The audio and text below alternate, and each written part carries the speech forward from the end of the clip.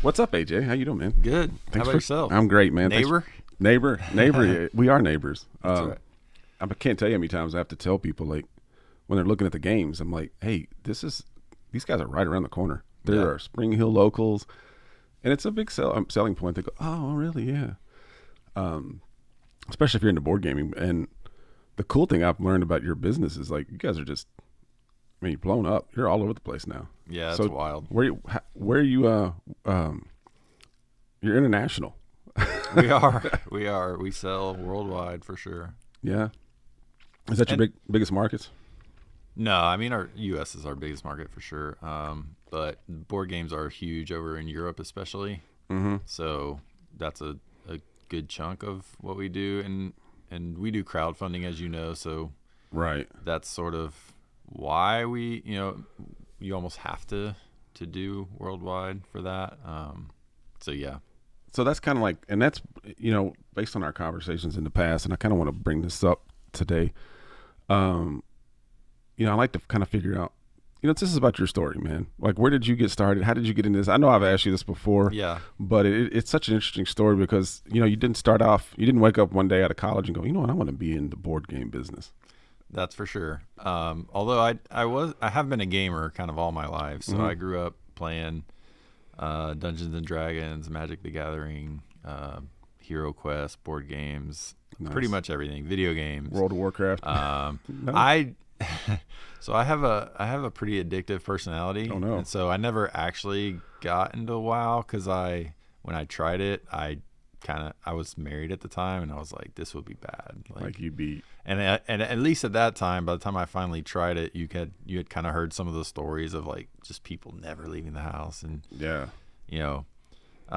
so not that I don't have any self-control, but man, when I love something, like I could just see it, like, man, thing would consume all of my time.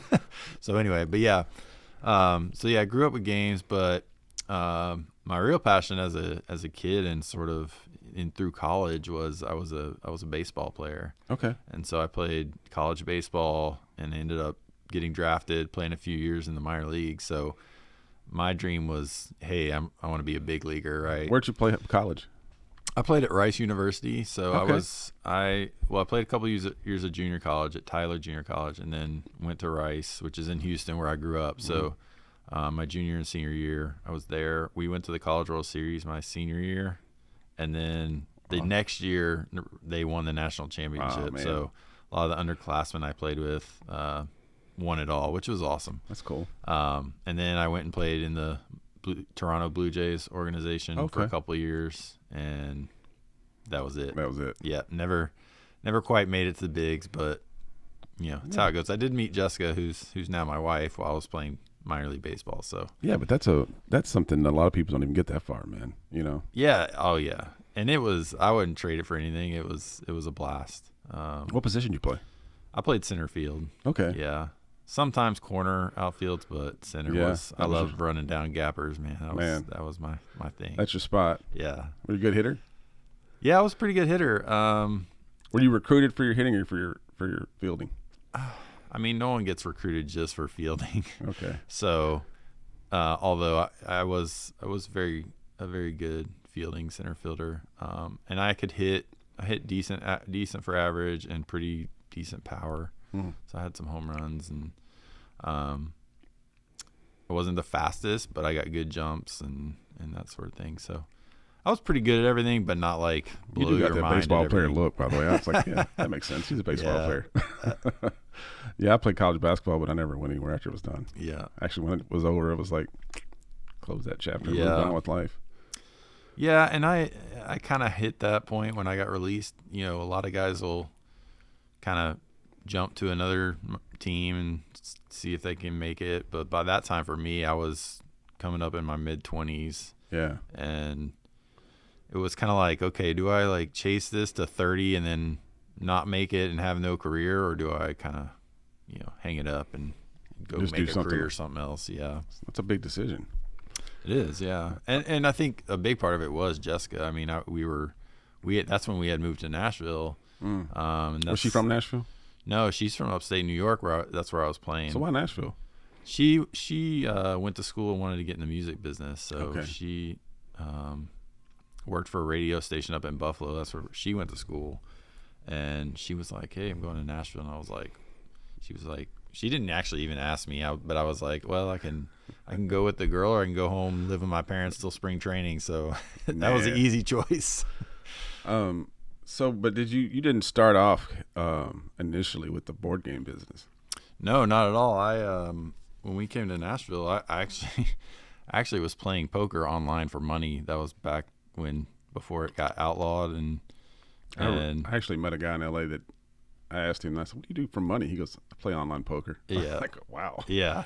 And I was doing fine with it, but what actually made me end up going to look for an actual job, I guess, as Jessica would put it, is she would go off, and she was trying to kind of get her feet in the music business. So she was kind of waitressing at the time, and she would go off, and like I'd be in my pajamas playing poker on the computer, and then she'd come back after her shift and I'd still be there. So after so many days of that, she was like, "You need to go get a real job." And I was like, "All right, I guess I can do that." So anyway, I got in with a company called Assurian here, who's a huge company based out of HQ in Nashville, and they do cell phone insurance and warranties and things like that. Yeah. So I did that, and I worked my way up through that company. I held many different roles in the company for over the course of like 13, 14 years. And I got my MBA from Lipscomb during that time. And it was great because I got to see so many different areas of the business, and that has served me so well now being a business owner. But I started building Ryder Games during that time. So I did VRG as a side hustle for a very long time.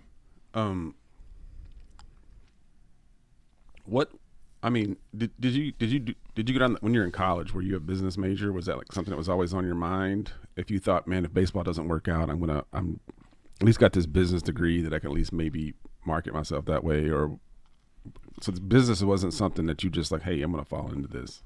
Yeah, I mean, I've always had an entrepreneurial spirit for sure. In college, my degree's in sport management, which is actually most people think of sport, like a sports degree, as like exercise science. There's really three tracks, or at least this is a long time ago. It might be different now, but there was sports medicine, which is like your athletic trainers type deal. Exercise science, like nutritionist, that kind of stuff, and then sport management is like the business side of sport.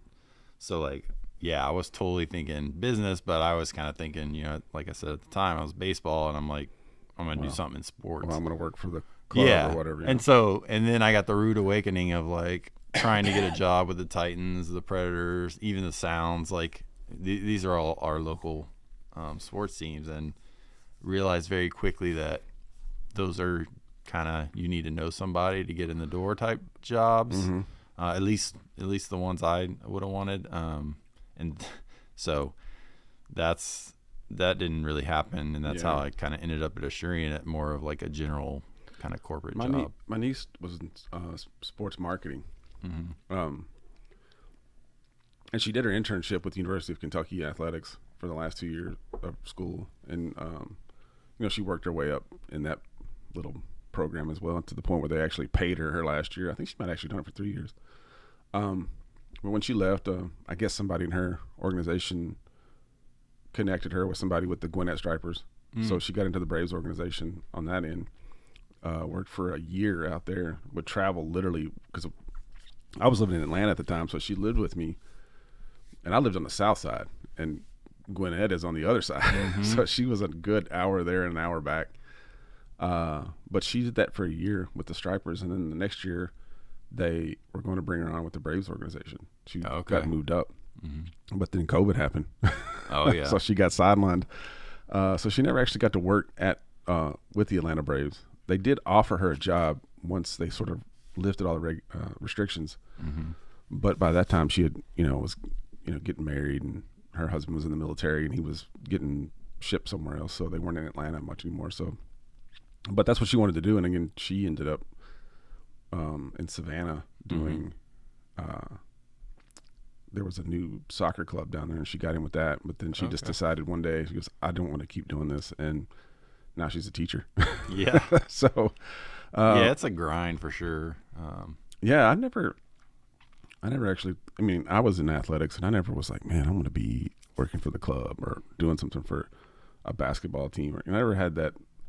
I never had the mentality of, like, I didn't really keep up with stats. Even playing, I was you like, didn't want to be in the back end.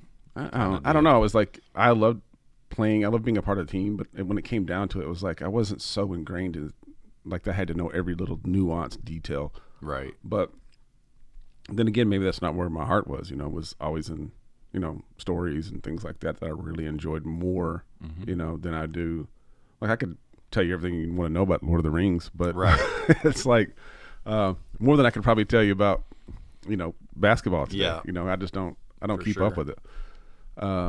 Yeah, I mean, it's two cultures that don't cross paths much, like, sports and kind of it doesn't. geek culture. It doesn't seem like it would naturally, but I honestly have found that, like, having a background in sports has prepared me so much for other things. Especially when it comes to teams and fundamentals and even statistics and things like that. You can sort of translate a lot of what you learn playing sports into your everyday life. I'm sure you utilize that with your business. Yeah, absolutely. Let's talk about Van Ryder, man. How did Van Ryder become a thing? Yeah, and where'd the name come from? So that's both those questions get asked a lot. So I definitely have the answers for you. Great. So Van Ryder is actually derived from the middle names of my first two sons. I now have three, but at the time when I started the company, we only had the two boys, and Jessica had suggested, what if you named it after the boys? And my oldest's middle name is Vance, and Caleb's middle name is Ryder. So she was like, what about Vance Ryder or something like that? I was like, yeah. And then she was like, well, what about Van Ryder? I was like, ooh, that's kind of cool. Yeah. So that's why Ryder's with a Y, because Caleb's middle name is Ryder with a Y, not with an I. So, and I kind of like the pun aspect. So our original logo, drawn by yours truly, which is drawn terribly. I've since found good graphic designers, but it was like me on top of a van, like, with my number one finger in the air. And I put my number from when I played baseball, which is 25, on my shirt, and that logo no longer exists. But that was kind of where it came from, That's where hilarious. we started. And so kind of like, so I said I went and got my MBA. So once I did that, I mean, that was one, well, Assurian helped pay for that, which is awesome.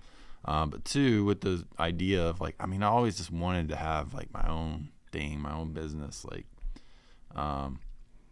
and get out of the corporate grind, right? Like, and so I actually originally, my first business venture was in the commercial haunted house industry. So I love Halloween. Obviously, I love horror. Yeah.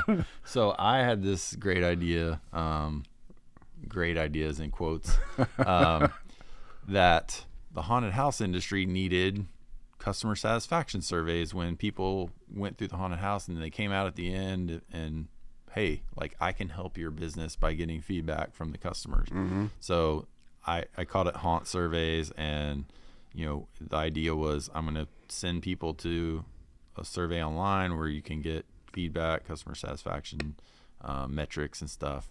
And it didn't really work out.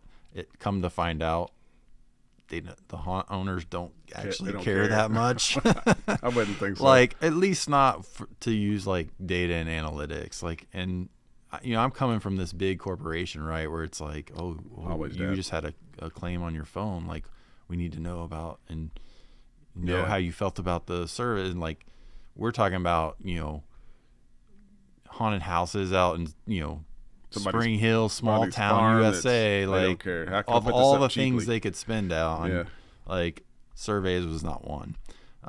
But what I was doing was using what I knew, because that was part of what I did in my day job. Like, so I was taking something I was good at and trying to make a business out of it. It was just,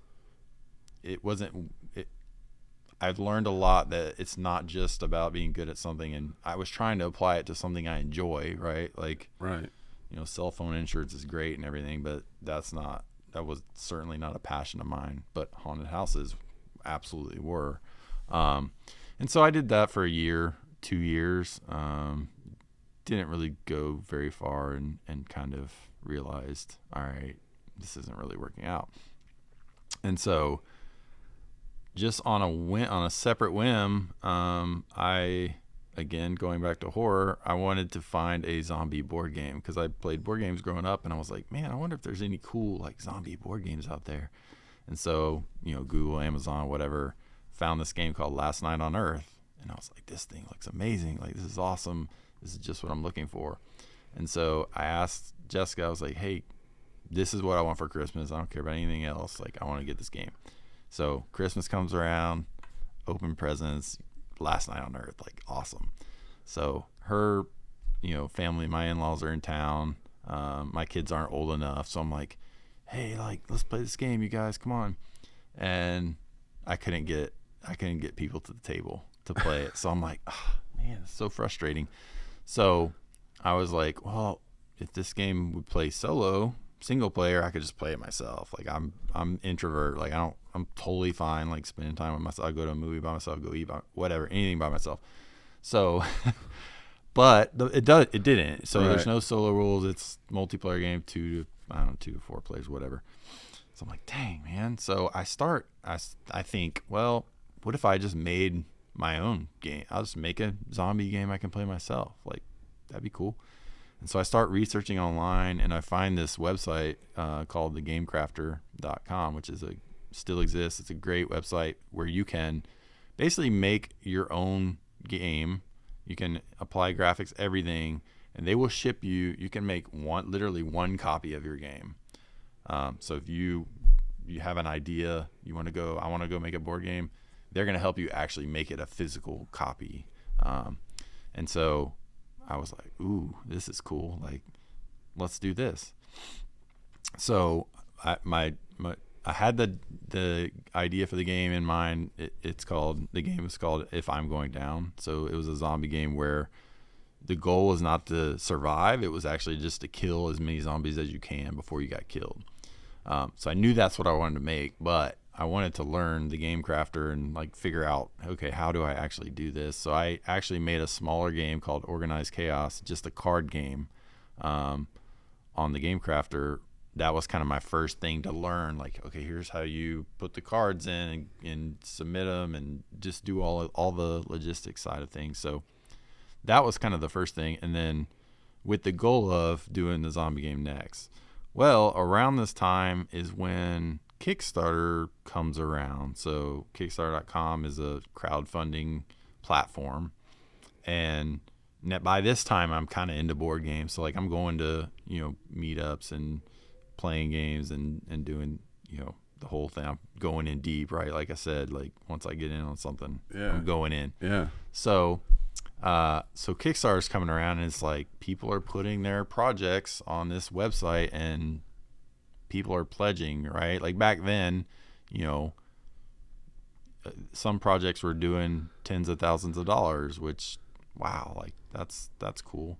I didn't necessarily at this time think, oh my gosh, I'm going to make the biggest board game company, I can. I'm just thinking, well, I'm making this thing anyway. Maybe I'll put it out there and see if anyone else wants it, right? So like, I'm like, okay, so I got my sights on that. And so I do all the stuff. I get artists. I put everything together, and I launch a Kickstarter, in the early days of the platform, for the zombie game. And it's still out there. People can go look at it. Things have changed a lot. So this project, if launched today, would fail miserably. But at the time, I mean, things are new. Like, I'm new. It's my first game. It looks kind of cool. The art's cool. And so we raised over $10,000. So I was like, wow, okay, this is cool, right? Like, and I wasn't like trying to make a bunch of money. I was just like, cool, I can share my game with other people. Like, this is awesome. So that was really kind of the true genesis of like the company starting. And, printed 1,000 copies, got them to people. The game was not necessarily a big success or anything, but I learned how to make a game, right? Like I learned how to publish a game. Yeah. Because when you go on Kickstarter, you immediately, whether you like it or not, you're now not just a designer, you're a publisher. So, because you got to do all the logistics, you got to get the games to people, you got to make a website, you got to deal with the accounting. Like you're a business owner. Yeah. Yay! Congratulations.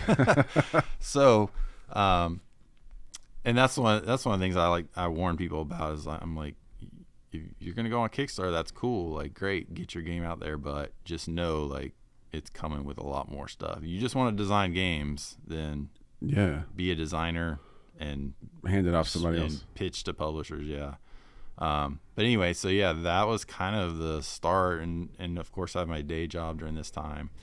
But I started thinking about, okay, can I, do other people's designs and kickstart them? And so we did a little game called Tessin after that, and it was a success as well. So I really learned kind of.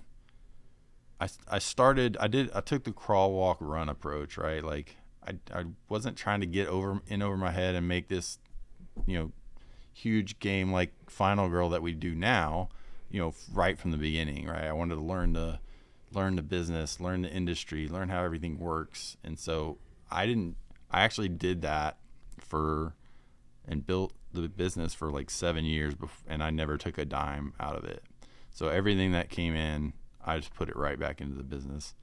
And in that time frame, I met Evan, who's now my business partner and a graphic designer by trade, so he can do logos and things to make our games look better. So he really leveled up our kind of look and feel of our games. But eventually we had a success with Detective City of Angels, which at the time was our biggest Kickstarter. I think we did not quite 300,000, but close to 300,000, which allowed us to basically go full time. And so that was sort of the point where, okay, let's do this. Let's go all in. And since then, we've been full time. How long ago was Detective released? That was because we've had a Detective here, at least one copy of it since we've been open, I think. Yeah, it's been out a while. So we went full time. Oh man, I'm so bad with dates. I hope I don't get this wrong, but I think it was like 2018. Okay, so I think it's been 4 or 5 years. Yeah. So yeah. Yeah, that's so cool though, man. Like a couple things I was just picking up on this whole thing. It's like, one, you're talking about Kickstarter as just, this is a source of income. This is using this as a way to, and a lot of, especially I notice this a lot in the comic world, a lot of publishers, not just, independent writers or creators. A lot of publishers are now using Kickstarter to get their, bigger projects launched, or for something, they want to do a collected volume or something like that. Because I've funded a few of those over the years. Hasbro has gotten where they've done their own thing. I don't know if you. Oh yeah. The HasLab. Yeah. And it's a little crazy, but they always offer this big old project, and it's like Galactus 6 feet tall. Oh, I actually bought the Ghost. You have that? Okay. From Star Wars Rebels. That's probably gonna be as big as this table. But I'm not gonna get this one. Yeah, because I've let a lot of them pass and go, man, I wish we'd have kind of wish we'd have bought that Razor Crest or whatever. But it does seem to be these crowdfunding things does seem to be the way. And I wouldn't say this is something that all businesses it works for. It has to be something in the creative realm where you're either producing a book or a board game. And games seem to be way more successful than a comic or even a toy. At least it seems like, because this is something people really want to get their hands on early.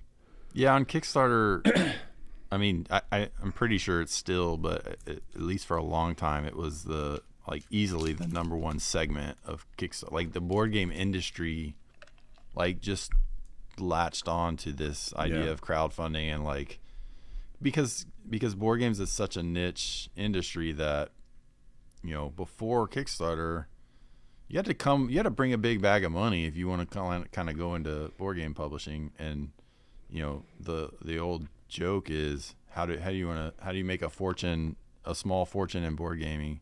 Start with a big one, right? But that's that's not totally true, right? Right. And especially with Kickstarter, like it just allowed people without the means to, try and build a business. And you guys still use it. We still use it. So that, and this is something I've been thinking about lately. And you see threads in our industry all the time of people talking about this company doesn't need Kickstarter anymore. Why do they use Kickstarter? And I'll be honest, like when I first started, I was like really looking forward to like one day not needing Kickstarter. But I've thought a lot about it, and like, yes, we can, and we actually do make games. Like we don't do every game on Kickstarter. If we can go make a game and it's a smaller game, we can afford to do it, like we'll do it. But for bigger projects, like that's a different story, or a niche project we're not sure of the demand for. Like that's what Kickstarter is great for. There's a lot of reasons why even established companies might want to go that route. But second to that, and I think one of the most important things is we've built a customer base on this platform. Yeah. So if we one day say we don't, financially we don't need to use Kickstarter anymore, so we're not going to, cool. But the problem is a lot of people now associate our brand and our company with this crowdfunding. So it wouldn't be, I don't think it would be a good tactic or business strategy for us to just say we're going to abandon that. You could make the argument, I don't think it's so bad where we wouldn't survive or anything like that. Sure. But it's just great for a lot of reasons. It lets us try things we might not be able to try otherwise. You see a lot of huge games on Kickstarter now that are, $200, $300, $400, $500 or more that no one in their right mind would be crazy enough to risk, put all that money into that, risking the potential to be able to sell, a bunch of copies at retail. It does. It transfers the risk forward a little bit, right? Like you get the funds up front. So the flip side of that is you have, people fail, they actually their project funds, but then they don't know that, this is a business and there's a ton of work and like back in. And so that's when you get the sort of unfortunate side of it where people pay a lot of money for something and then never get it. Yeah, the Kickstarter when I did my comic book was the easy part. It was when 100%. I got done, which I'd already had I already had the pages done. The art was done. The book itself was done, but it's still I had to go put all that together. And then I had to put all that together, and then I had to learn how to do a page layout for the printer. Like I'd never done that before. Yeah. So I had to put all that together, and and everything cost time and money. So it was like, and you only had a little bit of money to make this work. And because it may seem like, let's say you have $10,000 or $15,000, and it's, oh wow, you've got $15,000. But you know how fast you can spend $15,000 just trying to put together just a comic book or even a board game or something like that. It's going to go quick. Yeah. And it's not like you're blowing it. Like it's not like you're going down to the club or heading down to the beach. It's like things are expensive. And I fortunately, when I had ordered my book, I got it in the end of January 2020. And then like a month later, we were shut down. So I couldn't even do anything with it once I got it.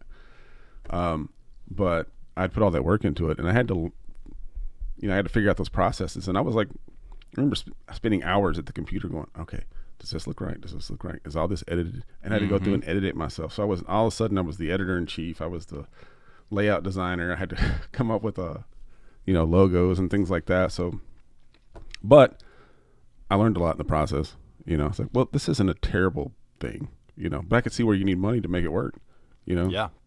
Isn't it crazy with books? So we've done some books, as you know, some graphic novel ventures and things.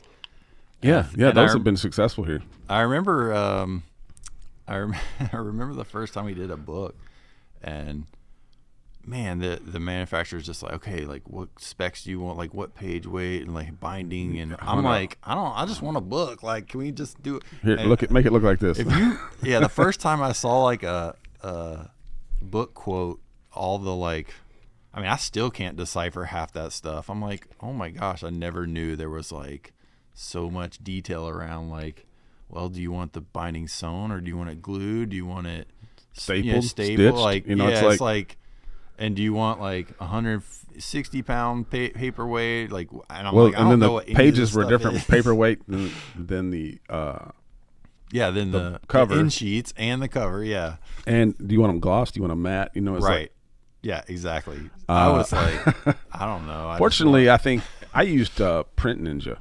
Okay, yeah. Because they actually had the better rates. I think they actually printed it in China, so it was like it got here before like the craziness of shipping from China was kind of shut down. But I mean, their site's pretty good. 2 months. Their site's pretty good at educating you on the stuff. Yeah. And so I was like constantly going through. And honestly, once I'd published it and they'd sent it back, they were really cool about like posting it on their social media and that's cool. Yeah. And going, hey man, I hope is everything. And they were really communicative because I think their offices were in Chicago or something like that. But they were a very good company to work for. And I think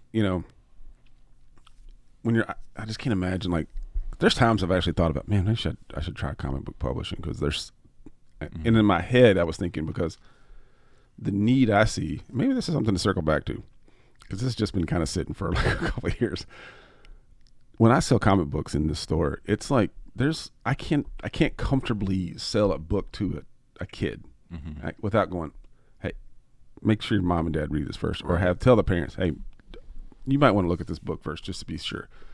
Because most mainstream comic books are just not written for kids, which I think is a mistake in a lot of ways. If you think about it, when I was a kid, my introduction to Batman wasn't a dark, gritty Batman. It was Super Friends, or Batman on Scooby-Doo. It was like a real goofy Batman and Robin. And so that was like and I like that. I like those characters because of that. It wasn't because he was like the gritty Dark Knight, beating people to a pulp. It was just something completely... I don't know, just something completely that I found interesting as a child. And kids are into that. They're into colors. They're into goofy sayings and acting a little wacky. And I think that kind of gets missed. We do have kids' comic books, and they still make them. But even those are kind of harder to sell because it's just like kids are into anime. They're into video games. Yeah. It's like it's such a different world. That being said, though, we do have a lot of kids that come in here and go, hey, I'm really into comic books. I'm really into art. I'm really into drawing. It's like, how do you point them in that direction? And again, I think this is something going back to what you do. It's like, I don't know that, there are a lot of kids that can make up their own games. I mean, everybody made up a game at least once, I think, maybe as a kid. And created some kind of rules, or whether it was a board game or not. But I think those are kind of the things when I think about my comic book or I think about what you do. It's like, how do you introduce those to a younger audience? Obviously this is not for kids, Final Girl. Final Girl. Well, we did, we did G&A Juniors, right? Like those were awesome, by the way. Yeah. And they're amazing. And like, I totally relate to your struggle because we have found it very difficult to tap into the kids market, which I think is it's just ultra competitive, and the established kind of big brands kind of have a strong hold on that. Candyland. Yeah. And so it's been and we've done some, some games too, like, popcorn dice that was super kids popular. Love popcorn dice. You make a mess with it. Yeah, exactly. So it's tricky, man. I totally relate to that because anytime we show someone a G&A Junior, they're like, this is amazing, but trying to like get stores to stock it and sell it and that sort of thing is Let me ask you this. Game. I don't know if you've run into this. I'm going to pick on Brooke back here for a second, but because these young kids are so into like video, they have media literally on phones and they can literally watch it 24/7. Do you feel like there's sort of this lack of imagination now? Like because sometimes to imagine something, you got to have no concept of what it is. So there's a part of your mind that sort of creates this picture of what it could be or what it should be. And I sometimes wonder if like there is a shortage of that now, especially when it comes to things like what you do. It's like, how can I create my own? they don't have the capacity to create it, much less, understand what you're putting out there. Yeah. I should maybe be a little careful here because I'm certainly not a psychologist or expert on it, but I'm happy to give my opinion. And I feel like we're such a instant gratification society now, right? Like, am I going to set up a board game for 15 minutes so I can play it, or am I going to just pop my phone open and like be going in 3 seconds, right? Am I going to learn the rules by having to read a rule book, or am I going to like just play this tutorial on this app and it's going to show me how, like, everything's moving so fast, right? And so the new generations are being brought up, in that way. My youngest is my biggest board gamer by far. Like he loves it. Like he's always wanted to play. However, he also doesn't yet have a cell phone. So like, I'm hoping that he maintains that and still loves board games after, he is starting to get to the age. Does he love it, the games, or does he love playing with you?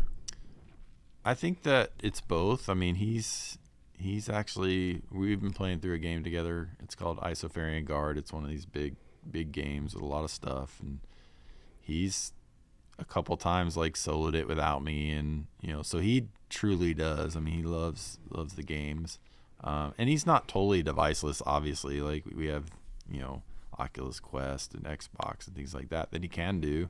But a lot of times, like he's Oculus. And I think it is also, like spending, getting to spend time with me and is a big part of it. And, but my older two are, one of them, he's just not a board gamer, and that's fine. Like, cool. He's way into music, amazing. Actually, music. He's already learning music production. And I mean, he was like making his own songs on GarageBand, like when he's like 9 or 10. That's pretty cool. Yeah.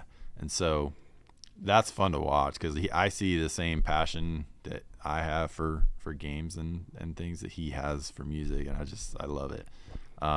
And my oldest, he plays games with me a lot. He's kind of somewhere in the middle. Like he likes games, but like he, at least especially right now, he's gonna rather play a video game or whatever. So it's like you said, it's a different kind of world we're living in, where when we were kids, like you said, like riding my bike to the comic shop to get the next issue was gold, right? Like amazing. It was a lot of fun. Yeah, or playing a game. Like we had to find we didn't have this, Nintendo kind of came along. It was like, video games. I remember when that happened. That was like the bomb.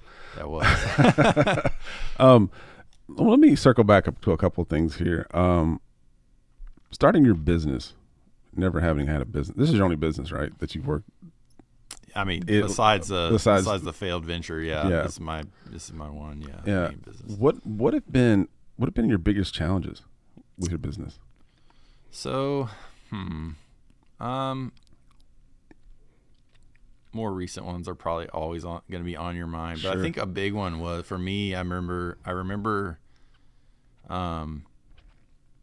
being nervous to expand beyond to actually hire someone for the first time, right? Like that seemed very intimidating. It's like, oh my gosh, like how do I get an employee? I'm going to be responsible for them, like, paying them and making sure they're taken care of, making sure they're productive. Like that was, and not only how to do it, but when to do it. So, it was very unclear to me, like, when is the time you hire someone? And the problem is that there's not a good answer, right? Like it's a little bit scary to do it as you're growing, but man, looking back, I'm like as soon as I started hiring people, it just exploded our growth even further, right? If you get good people in the right positions, it's only going to help you grow. Yeah, you seem to have a pretty good staff over there. I've met quite a few of the guys over there. And they all come in here at some point. They either shop or who did you hire first? Did you hire sales or did you Evan was my business partner. He was kind of the first. So how I did it, and I guess that's not technically a hire because that was kind of like bringing him into the business, right? So he wasn't an employee, he was a business partner, right? But like, sure, like that's kind of the first thing. And we actually did. He had moved here, and he had a game, a print and play game actually that was really popular, and we met actually out at a game night just by chance. Although I now know that he went there hoping we could meet. I didn't realize that until he told me. Your reputation preceded you. Yeah, I mean, I wasn't that. I think Hostage Negotiator had been funded by that time, so we were. Which is a big game. Yeah. It's hard to get now. Oh right? Yeah, it was for a long time our biggest seller. But he was like, hey, like I'm thinking about getting into publishing. You know, can I pick your brain and you know, learn what you know or whatever? And so I was like, well, I'm actually like maybe looking for a little help, like so maybe we can like talk and we can do something together or something. So we went and had dinner. He told me about some of his game ideas, one of which was Detective, and I was like, that sounds amazing, like that game. So that's like, Evan's mind child. That's Evan's, yeah. He's the designer, and that's got several spinoffs. We have several expansions, for that. It's the best. I mean, I'm biased, obviously, but to me, it's easily the best detective mystery solving game out there. It's just so thematic and it's cool and amazing. But and then he's like, and I do some graphic design, and I was like, oh my god, like, because you're foaming at the mouth. It's like you go back and look at some of our original games, and like. Oh, you could see a big difference in the look of clip art versus well, yeah, I mean Photoshop.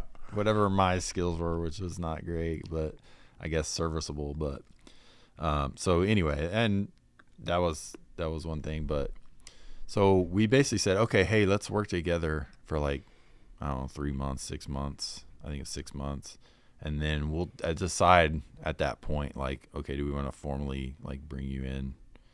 Do we want to formally, partner up? And so it went well. It went great, obviously, and we went ahead and formalized that.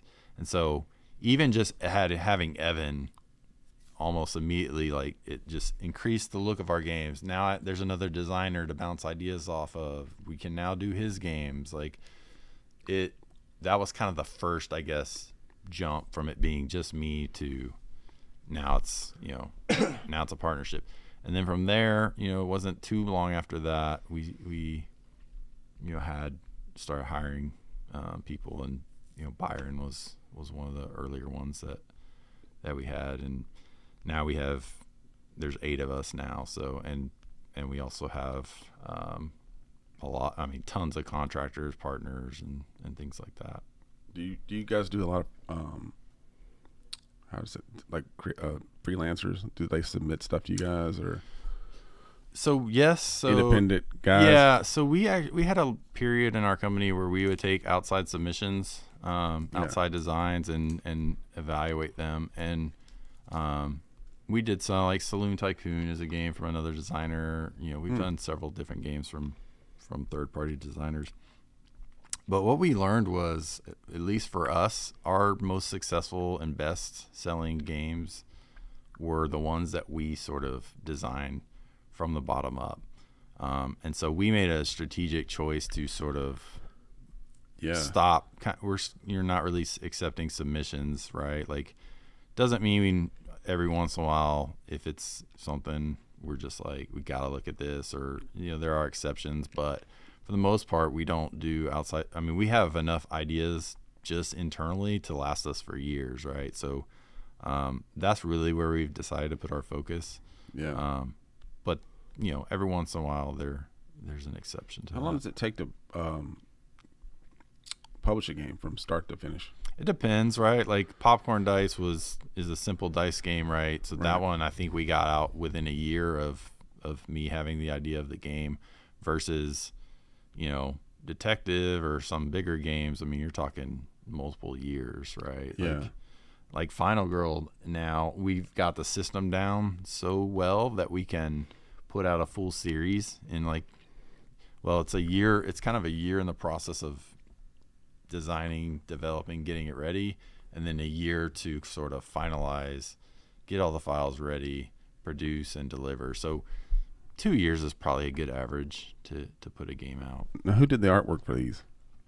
So this North Pole Nightmare, this is our first special feature. So you see it has the foil. Yeah. But this is the arts on this one is from Vincent Dutrait. He's actually the same artist for Detective. Okay.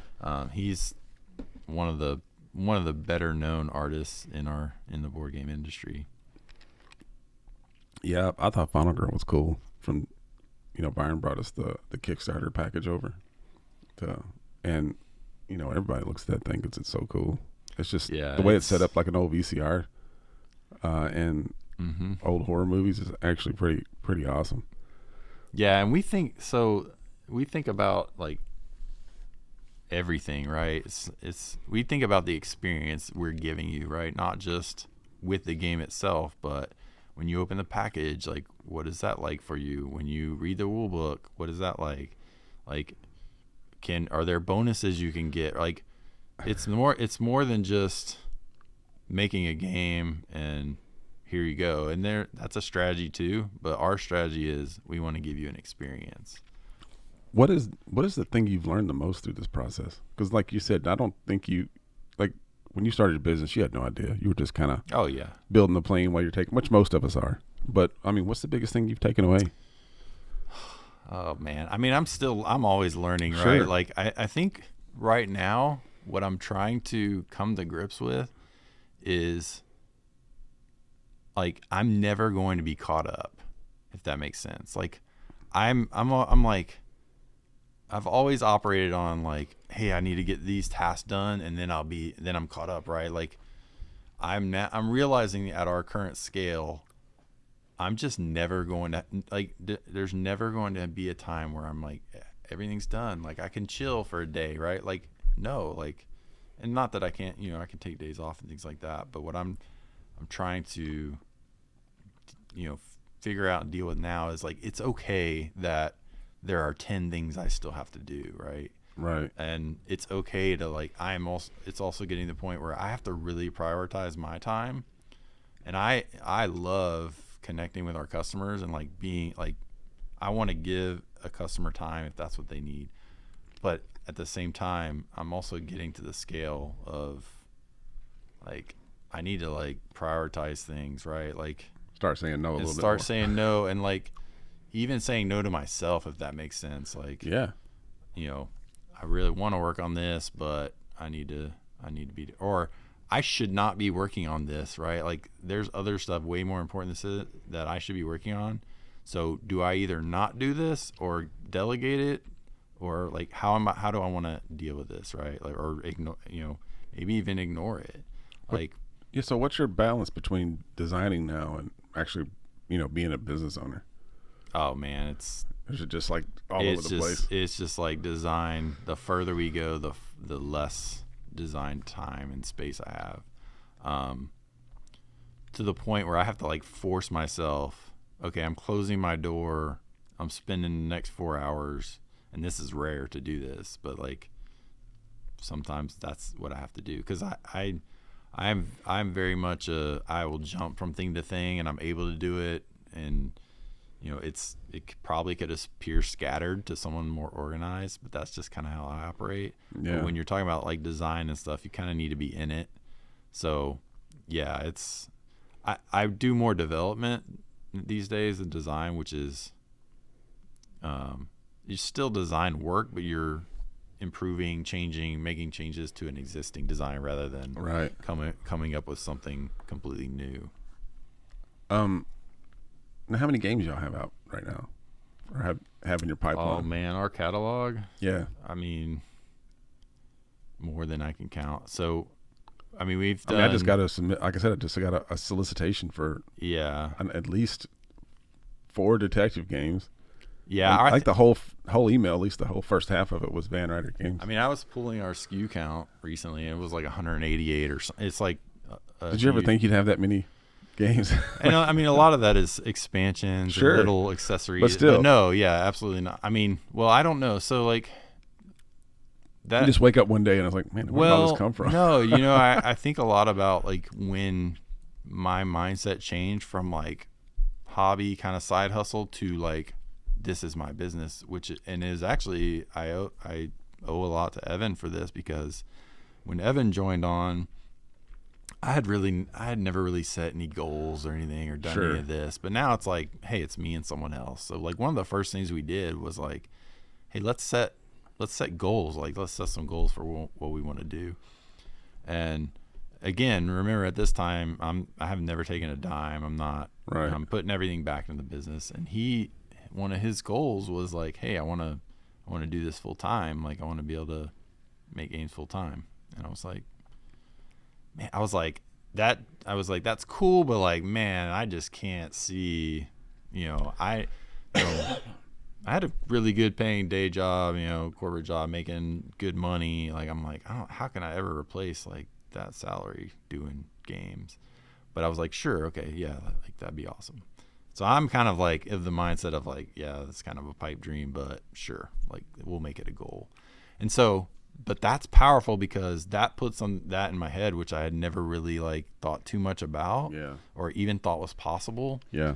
And so I guess the point I'm trying to make is like I am a huge believer of set goals you think are impossible. Like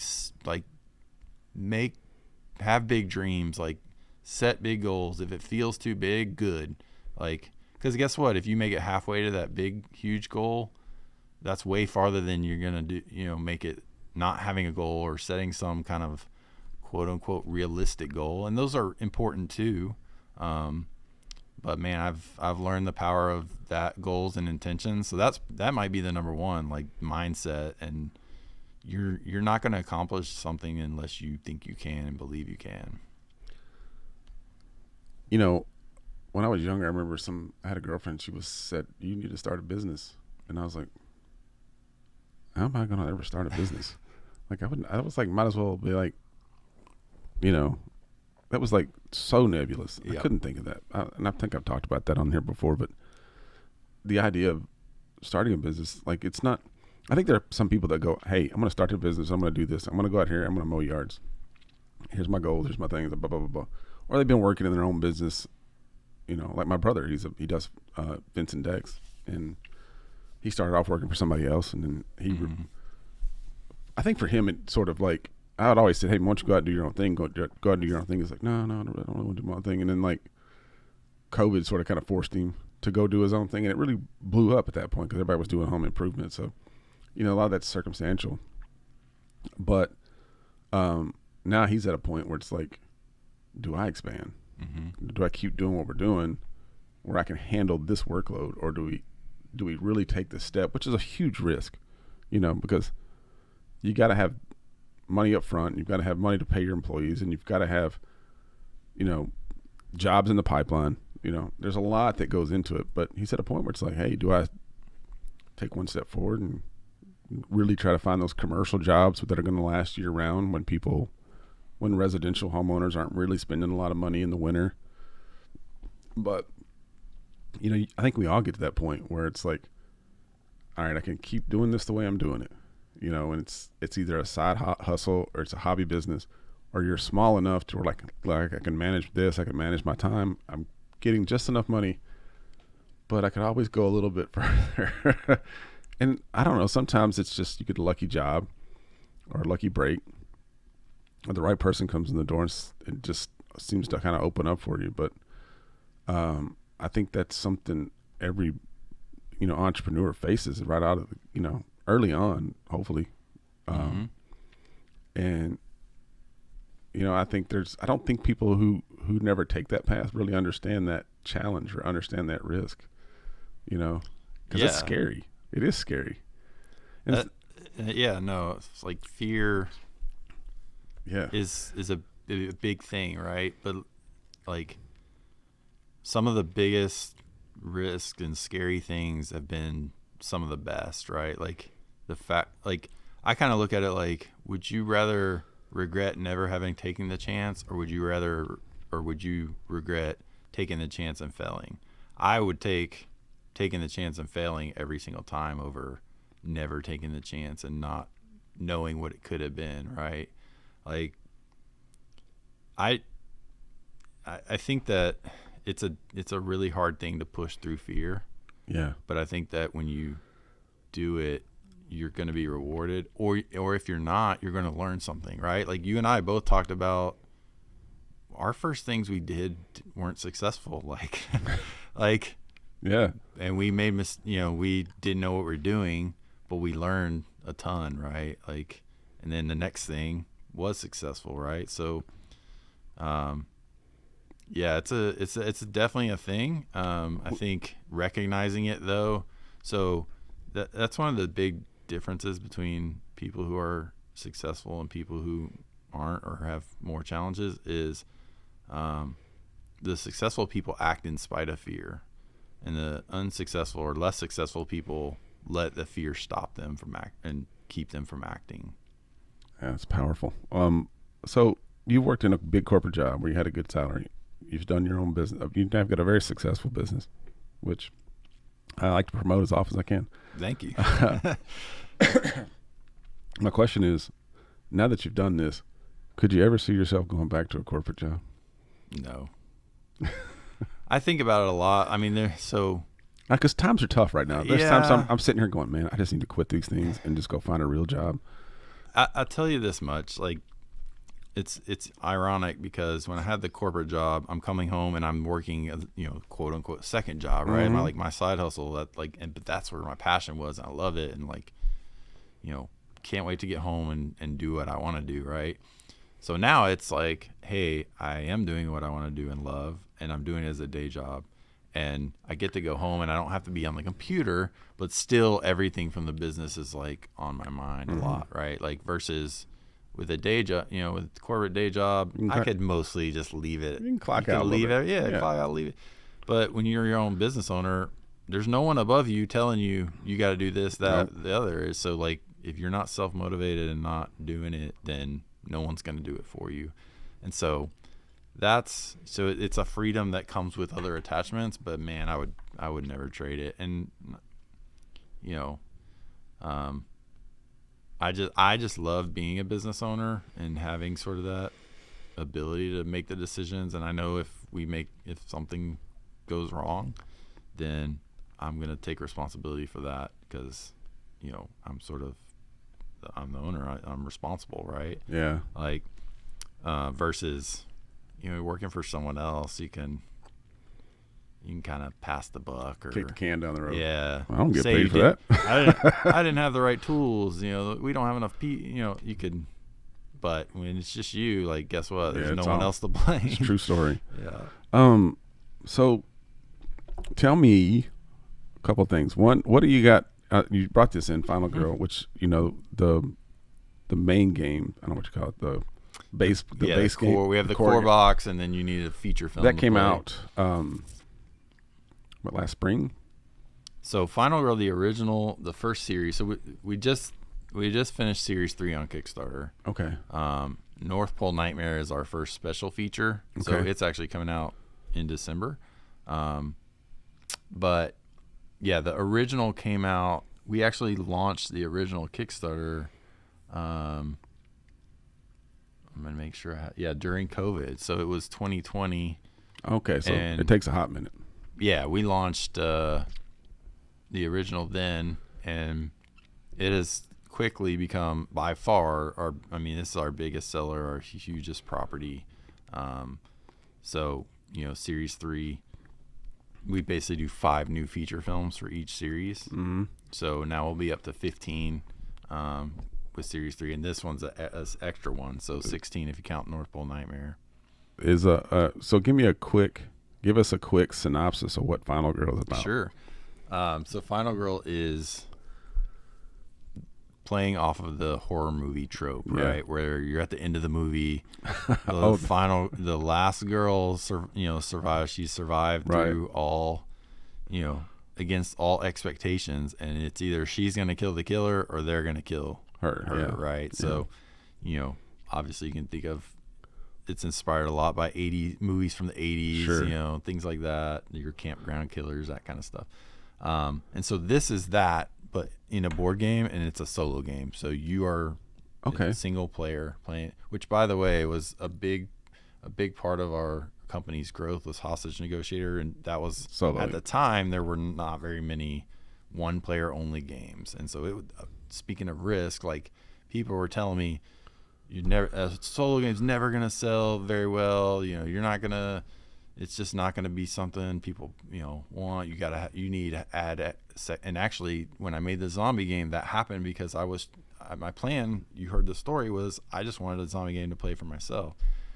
But everyone was like, no, you got to add you got to add more players. So this was a lesson I learned because I think the design suffered for it. I added the ability to play 2-player cooperatively. And I learned the lesson in that moment, especially after Hostage came out, which was don't sacrifice your vision, even if people are telling you, no, that's not going to work. I now actually love when people say, that's not going to work. That's a bad idea. It doesn't work like that. Final Girl, actually. So the boxes. So we have the magnetized box covers. It's double-sided. People, you have to have a core box and a feature film. So the core box by itself is not a playable game, and people were just like, you can't do that's not going to work. Like they have to be able to play the game with the core box. And we're like, no. If you see the box system and how it's all modular and interchangeable, you will understand this is why this is this way. Yeah. And so everyone, I'm telling you, distributors were like, this is a terrible idea. This is not going to work. But I had learned that lesson from before, and I was like, no, this is going to work. Like, I believe in it. Yeah. This is a genius box model. No one else has done anything like this.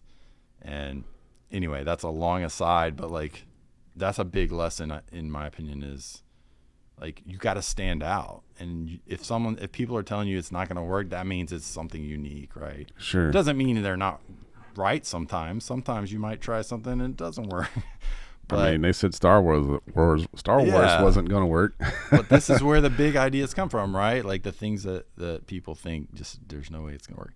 Anyway, so that was a kind of a side there, but so yeah, so you're the girl at the end of the movie. So it is like I said, a modular system. So in each feature film box, you get a location and a killer. So the sort of starter one we like to recommend is called Camp Happy Trails. So this is your campground is the location, and the killer is Hans. So Hans is the masked killer with the big sledgehammer, and you're gonna have all these terror cards, and you're gonna have action cards where you're playing cards to move around the camp, search, save. You're trying to save victims. Like if you can save victims, you get bonuses and things. But it's all gonna ultimately culminate in some final fight, right, between you and the killer, and either they're gonna kill you or you're gonna kill them. And so this plays out in about 40 to 45 minutes usually, give or take. And at the end of it, you feel like you just watched a horror movie, right? But the cool thing, one of the coolest things is it's widely variable. So you can play the same box twice, and obviously the killer's the same, and there's some same elements, but a lot of things are going to be different where it will feel like a totally different experience. Like I like to tell people, imagine you could watch your favorite horror movie, and it's different every single time. Like that's what you get with Final Girl. That was the goal. That was one. I mean that. Yeah. So one thing people love is it has this thing called we call in the industry emergent narrative, which is the game actually builds the story for you, and like emergent things can happen. Like there's like for example that you can have. There's a place called Makeout Point, which is the top of the cliff in Camp Happy Trails.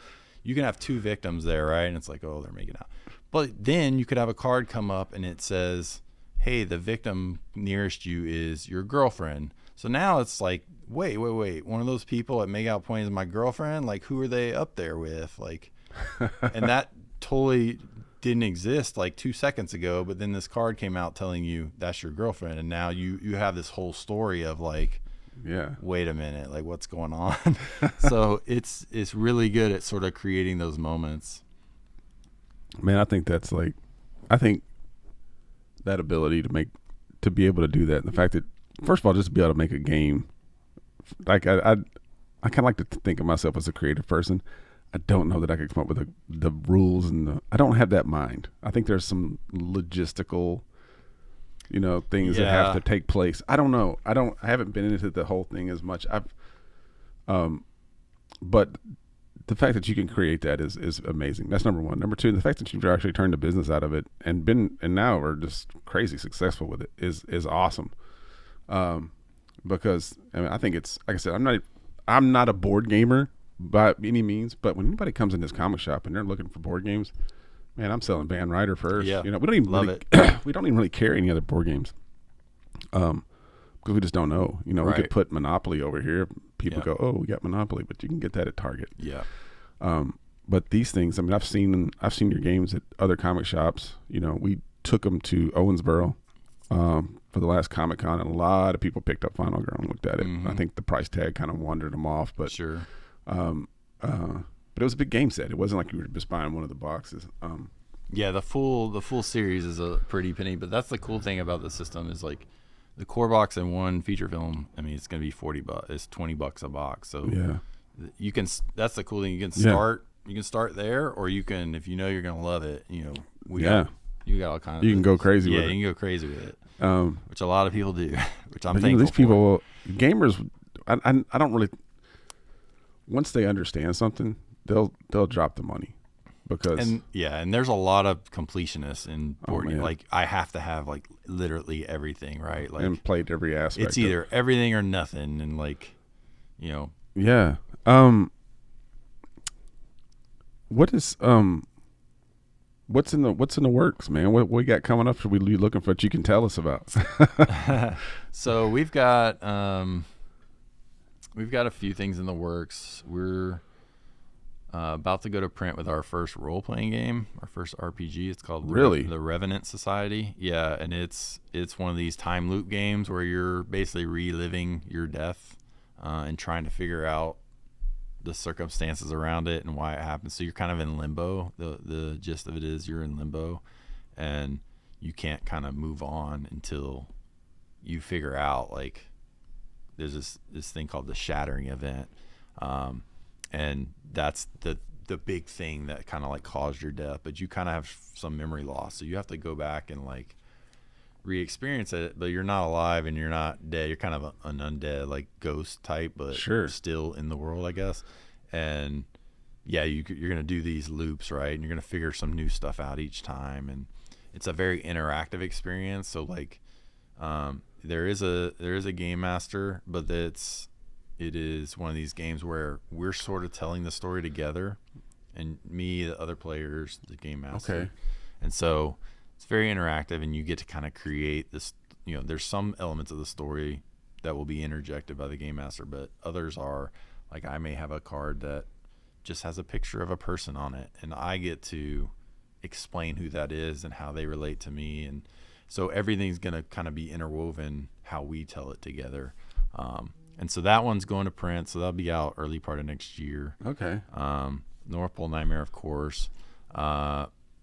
We have some other games in development. We've announced one game called Tales of Myth and Legend that we're going to do. Okay. Which is a Greek mythology paragraph game, book Okay. game. So there are some games called paragraph book games where you'll go somewhere and it'll say, read this passage in this paragraph. And then you interact with everything around that. So there's like high narrative. Greek mythology is one of my favorite themes of all time. For sure. So I am extremely excited for that one. That's going to be on the bigger side. We got another detective expansion coming out called Detective Saints and Sinners, which will be 3 new cases for detective. What else? There's some stuff in earlier development, but we haven't really talked about that stuff yet. But more Final Girl. I mean, they were all, if people keep buying it, we're going to keep making working Final on it, huh? Girl. Yeah, like it's really cool having Final Girl because, Is this your marquee piece now? Yeah. So in More the than journey, detective now? Oh yeah, by Okay. far. So you hear a lot about, other companies have a game and it's like like you'll hear things like, I'm so happy for XYZ game because it allowed us to do all these other, like, Sure. So now when you get a big, at this point, it's kind of a mega hit, it just opens up all the other possibilities for you, right? Like we're now in a stage where we can take some chances on some projects that we're not even sure about, right? Like and see how they go. And if it fails, it's okay, right? Like it provides stability, because in the game industry, most games are going to sell for a few months when they first come out, and then it kind of peters out, and that's going to be it. Then there's evergreen games, which are, hey, it sells for the first few months, and then there's like a dip in the third month, and then if it pops back up kind of in the fourth month and you get higher sales in the third month, that's a great sign. And an evergreen will just continue to sell. So Hostage Negotiator was our first evergreen, where 6 months later, a year later, 2 years later, like, it still sells. Whereas, you know, we have other titles where they kind of came out, sold a little bit when it came out, and then that was kind of it. And that's most games, but the thing is, you don't know. Like, when you put out a new game and no one knows, and if they tell you they know, they don't.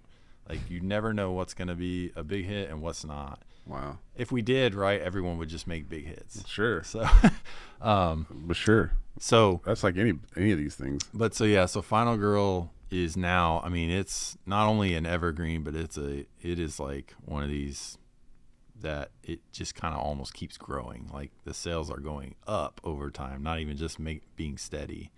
And so it's just going to open up the world for us in terms of, and already has, in terms of kind of what we can do. That's pretty cool. Yeah, it's definitely a nice place to be. All right, man. Well, so I'm going to leave you with this. If you got something you would like to, you know, if you're somebody wanting to start their own business, you know, what's something you want to leave them with?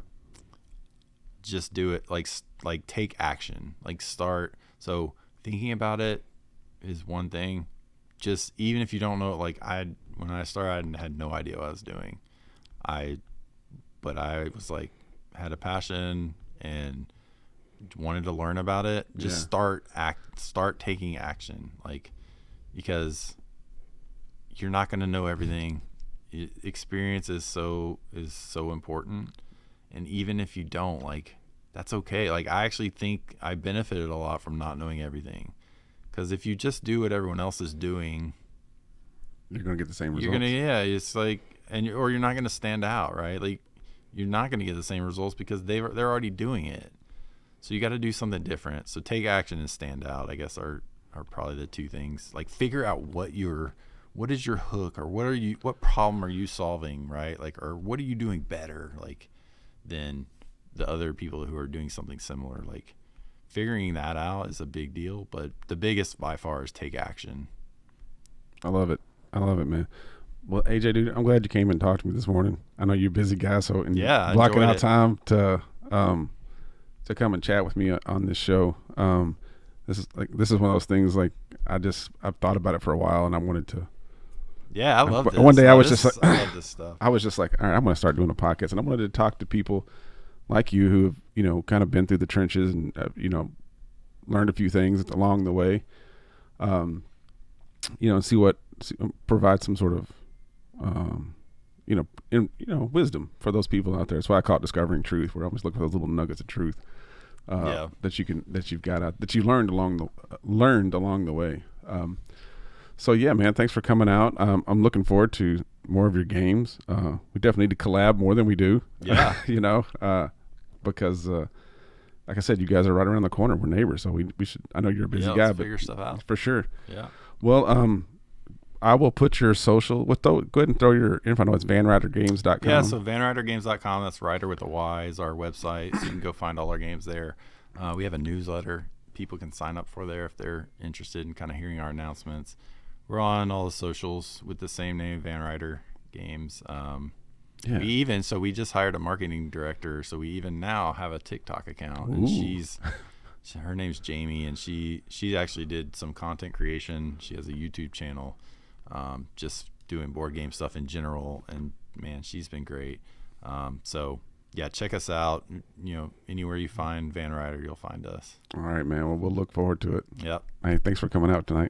Yeah, absolutely. Coming out today. Well, I do my other podcast at night, so but thanks for coming out today, man. We'll got it. See you around. Thank you. Yeah. All right.